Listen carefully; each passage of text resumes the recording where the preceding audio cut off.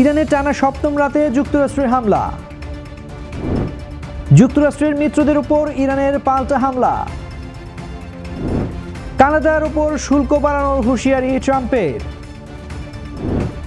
যুক্তরাজ্যের নতুন প্রধানমন্ত্রী হওয়ার পথে অ্যান্ডি বার্নহ্যামের। ইসরায়েলি হামলায় আরও 14 ফিলিস্তিনি নিহত। আমন্ত্রণ জানাচ্ছি বাংলাদেশ প্রতিদিনের বিশ্ব সংবাদের সাথে আছে আমি তানজির রহমান। শুনছিলেন এতক্ষণ সংবাদ শিরোনাম, এবারে থাকছে বিস্তারিত সংবাদ। যুদ্ধবিরতি চুক্তি ভেঙে সামরিক সংঘাতে জড়ানো ওয়াশিংটন ও তেহরানের মধ্যে উত্তেজনা এখন চরমে পৌঁছেছে।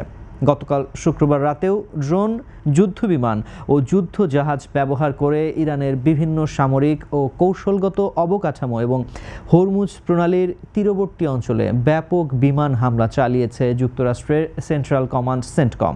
মার্কিন প্রেসিডেন্ট ডোনাল্ড ট্রাম্পের নির্দেশে ইরানের সামরিক সক্ষমতা হ্রাস ও নৌ অবরোধ কার্যকর করতে পেন্টাগন এই ধারাবাহিক অভিযান চালাচ্ছে।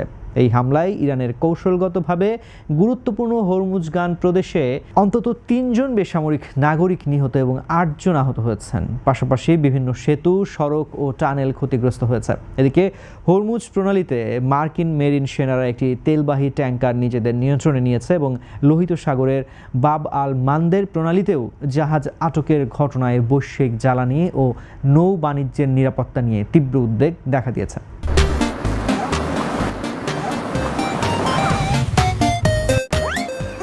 উদ্ভূত পরিস্থিতিতে ইরানের সর্বোচ্চ নেতার উপদেষ্টা মোহসেন রেজাই কড়া হুঁশিয়ারি দিয়ে বলেছেন, এই মার্কিন হামলা আর 2-3 দিন অব্যাহত থাকলে ইরান পূর্ণাঙ্গ ও সর্বাত্মক আক্রমণাত্মক যুদ্ধ শুরু করবে। অন্যদিকে চলমান এই ভয়াবহ সংঘাতের তীব্র নিন্দা জানিয়ে জাতিসংঘের মহাসচিব অ্যান্তনিও গুতেরেস এবং ফ্রান্সের প্রেসিডেন্ট ইমানুয়েল ম্যাক্রো বেসামরিক অবকাঠামোতে হামলা বন্ধ করে উভয় পক্ষকে অবিলম্বে সংলাপে ও আলোচনার টেবিলে ফিরে আসার আহ্বান জানিয়েছেন।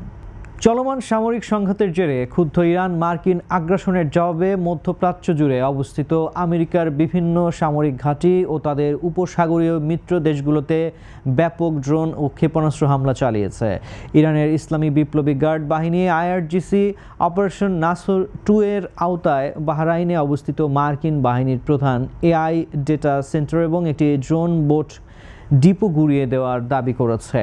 তেহরান বাহরাইনের কৌশলগত শেখ ইসা বিমান ঘাঁটির বিমান হ্যাঙ্গার, পার্কিং এলাকা, যোগাযোগ সেতু এবং প্রধান জ্বালানি ট্যাঙ্কেও শক্তিশালী ক্ষেপণাস্ত্রের আঘাত এনেছে। এছাড়া বিগত 4 মাসের মধ্যে এই প্রথম সরাসরি সৌদি আরবের মাটিতে অবস্থিত একটি মার্কিন সামরিক ঘাঁটি লক্ষ্য করে শক্তিশালী দূরপাল্লার ব্যালিস্টিক ক্ষেপণাস্ত্র ছুড়েছে ইরান। একই সাথে কুয়েতের একটি বিদ্যুৎ উৎপাদন ও পানি বিশুদ্ধকরণ কেন্দ্র এবং জর্ডানের আল আজরাক বিমান ঘাঁটির জ্বালানি ডিপো মারাত্মকভাবে ক্ষতিগ্রস্ত করেছে ইরানি ড্রোন। সেই সাথে সিরিয়া ও ওমানে অবস্থিত মার্কিন সামরিক স্থাপনা, রাডার ব্যবস্থা, অস্ত্রাগার এবং ভারত মহাসাগরের উত্তরে অবস্থানরত একটি মার্কিন যুদ্ধজাহাজেও মুহুর্মুহু হামলা চালিয়েছে তেহরান। ইরানের সর্বোচ্চ নেতার সামরিক উপদেষ্টা মেজর জেনারেল মোহসেন রেজাই কড়া হুঁশিয়ারি দিয়ে বলেছেন, এই মার্কিন হামলা আর কয়েকদিন অব্যাহত থাকলে ইরান নিজেকে শুধু পাল্টা হামলার সীমাবদ্ধ রাখবে না, বরং পূর্ণমাত্রার সর্বাত্মক আক্রমণাত্মক যুদ্ধে নামবে এবং তখন মধ্যপ্রাচ্যে কোনো রাজনৈতিক সীমান্তই আর সুরক্ষিত থাকবে না। কানাডার অন্টারিও ও ব্রিটিশ কলম্বিয়ার বনাঞ্চলে সৃষ্ট তীব্র দাবানলের বিষাক্ত ধোঁয়া যুক্তরাষ্ট্রের মধ্য পশ্চিমাঞ্চল থেকে উত্তর পূর্বাঞ্চলের বিস্তীর্ণ এলাকায় ছড়িয়ে পড়েছে। এজন্য নাগরিকদের ঘরে থাকার জরুরি সতর্কতা জারি করেছে মার্কিন স্বাস্থ্য বিভাগ। এদিকে এই বায়ু দূষণকে কানাডায় ইচ্ছাকৃত অবহেলা দাবি করে মার্কিন প্রেসিডেন্ট ডোনাল্ড ট্রাম্প তার ট্রুথ সোশ্যালে লিখেছেন যে এর ফলে যুক্তরাষ্ট্রের কোটি কোটি ডলার ক্ষতি হচ্ছে এবং এই ব্যয়ের মাসুল কানাডিয়ান পণ্যের উপর অতিরিক্ত শুল্ক আরোপ করে আদায় করা হবে। এ বিষয়ে পদক্ষেপ জানতে ট্রাম্প কানাডার প্রধানমন্ত্রী মার্ক কার্নিকে ফোন করবেন বলে জানালেও আগামী রবিবার নিউ জার্সিতে অনুষ্ঠিতব্য ফিফা বিশ্বকাপ ফাইনাল চলাকালে 2 নেতার সরাসরি সাক্ষাৎ ও আলোচনার সম্ভাবনা রয়েছে। অন্যদিকে জলবায়ু পরিবর্তনের কারণে তাপমাত্রা বৃদ্ধি ও চরম শুষ্ক আবহাওয়াকে দাবানলের মূল কারণ উল্লেখ করে কানাডার জরুরি ব্যবস্থাপনা মন্ত্রী এলিয়েনোর ওলশেভস্কি জানিয়েছেন, 2020 সাল থেকে বন সংরক্ষণ ও আগুন প্রতিরোধে তারা 1200 কোটি কানাডীয় ডলার বিনিয়োগ করেছেন। কানাডার অন্টারিওতে 6.5 লাখ একর বনভূমি পুড়ে ছাই হয়ে যাওয়ায় বহু মানুষ বাস্তুচ্যুত হয়েছেন এবং অন্টারিও প্রাদেশিক সরকার দ্রুত আগুন নেভাতে 11টি নতুন উড়োজাহাজ কেনার ঘোষণা দিয়েছে।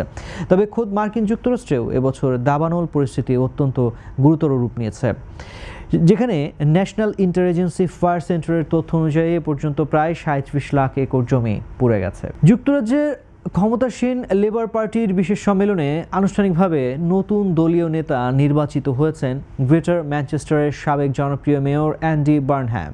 এর ফলে 20 জুলাই সোমবার বিদায়ী প্রধানমন্ত্রীর কিয়ার স্টারমার রাজা তৃতীয় চার্লসের কাছে পদত্যাগপত্র জমা দেওয়ার পর বার্নহ্যাম যুক্তরাজ্যের নতুন প্রধানমন্ত্রী হিসেবে শপথ নিতে যাচ্ছেন। শুক্রবার দলের দায়িত্ব গ্রহণের পর প্রথম ভাষণে তিনি জনসেবা, সামাজিক ন্যায় বিচার ও অর্থনৈতিক বৈষম্য দূর করে রাজনীতির ওপর জনগণের হারিয়ে যাওয়া আস্থা ফিরিয়ে আনা দৃঢ় প্রতিশ্রুতি দিয়েছেন। প্রায় 1 দশক ম্যানচেস্টারের মেয়র হিসেবে সফল দায়িত্ব পালন করায় কিং অফ দ্য নর্থ নামে পরিচিত এই অভিজ্ঞ বামপন্থী নেতা দীর্ঘদিন ধরে ক্ষমতার বিকেন্দ্রীকরণ এবং স্থানীয় সরকারের হাতে অতিরিক্ত ক্ষমতা ও অর্থ হস্তান্তরের পক্ষে জোরালো অবস্থান নিয়ে আসছেন। 2001 থেকে 2017 সাল পর্যন্ত লিয়াসনের এমপি হিসেবে স্বাস্থ্য ও সংস্কৃতির মতো গুরুত্বপূর্ণ মন্ত্রণালয়ের দায়িত্ব পালন করা বার্নহ্যাম এর আগে 2010 ও 2015 সালে দুবার দলীয় প্রধান হওয়ার লড়াইয়ে পরাজিত হয়েছিলেন। নতুন সরকারের সাধারণ মানুষের জীবনযাত্রার ব্যয় কমানো, জাতীয় স্বাস্থ্যসেবা শক্তিশালী করা এবং ডানপন্থী দল রিফর্ম ইউকের রাজনৈতিক চ্যালেঞ্জ মোকাবেলা করাকে তিনি তার প্রধান অগ্রাধিকার হিসেবে ঘোষণা করেছেন। গাজায় হামাসের সাথে 9 মাস আগে স্বাক্ষরিত তথাকথিত যুদ্ধবিরতি চুক্তি প্রায় প্রতিদিনই লঙ্ঘন করে ইসরায়েলি বাহিনী। এবার বিভিন্ন অঞ্চলে ড্রোন ও ক্ষেপণাস্ত্র হামলা চালিয়ে নারীসহ অন্তত 14 ফিলিস্তিনিকে হত্যা করেছে ইসরায়েল।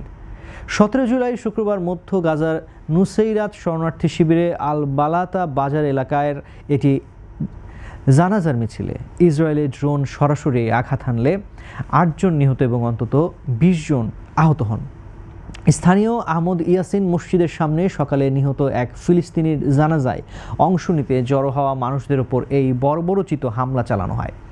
হামাস এই ঘটনাকে জঘন্য অপরাধ আখ্যা দিয়ে বলেছে, মধ্যস্থতাকারী ও আন্তর্জাতিক সম্প্রদায়ের চোখের সামনে ইসরায়েল নিয়মতান্ত্রিকভাবে যুদ্ধবিরতি লঙ্ঘন করে নিরীহ নাগরিকদের হত্যা ও আতঙ্কিত করছে। এছাড়া উত্তর গাজার বেইত লাহিয়া, আল জাওয়াইজদা এবং খান ইউনিসে পৃথক ড্রোন ও বিমান হামলায় এক বৃদ্ধাসহ আরও 6 জন ফিলিস্তিনি নিহত হয়েছেন। জানাজার মিছিলে হামলার কথা স্বীকার করে একে সন্ত্রাসী আস্তানায় আঘাত বলে দাবি করেছে ইসরায়েলি সামরিক বাহিনী। গবেষণা সংস্থা এসিএলইডি জানিয়েছে, গত মে মাস থেকে গাজা ইসরায়েলি হামলা আরও বেড়েছে এবং গত জুনে 43টিরও বেশি হামলা চালানো হয়েছে, যা যুদ্ধবিরতি শুরুর পর সর্বোচ্চ। ইসরায়েলি সংবাদ মাধ্যম হ্যারিটেজ এক প্রতিবেদনে প্রকাশ করেছে, এই যুদ্ধবিরতি চলাকালেই ইসরায়েল গাজায় প্রতিদিন গড়ে একটি করে মোট 274 জন শিশুকে হত্যা করেছে। দর্শক, এই ছিল আজকের বাংলাদেশ প্রতিদিনের বিশেষ সংবাদ। সবশেষ খবর জানতে চোখ রাখুন বাংলাদেশ প্রতিদিন ফেসবুক পেজ ও ইউটিউব চ্যানেলে। এতক্ষণ সঙ্গে থাকার জন্য ধন্যবাদ সবাইকে।